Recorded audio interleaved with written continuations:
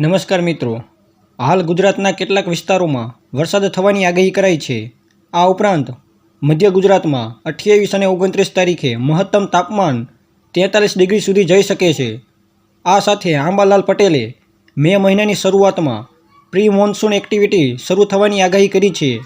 અખાત્રીજ આસપાસમાં pre monsoon activity વધવાની શક્યતા આંબાલાલ પટેલે વ્યક્ત કરી છે।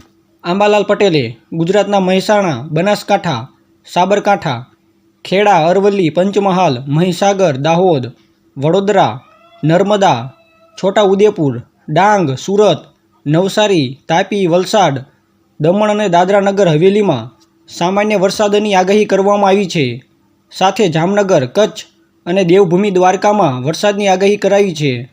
આ ઉપરાંત પ્રી મોન્સૂન એક્ટિવિટી પણ જોવા મળી શકે છે। 30થી 40 કિલોમીટર પ્રતિ કલાકની ઝડપે પવન ફૂંકાવાની શક્યતા છે। 24 કલાક બાદ ફરી વાતાવરણ સૂકું થવાની આગાહી કરવામાં આવે છે। તો મિત્રો, હવામાનને લગતી તમામ જાણકારી મેળવવા માટે અમારી ચેનલને સબસ્ક્રાઈબ કરવાનું ન ભૂલતા।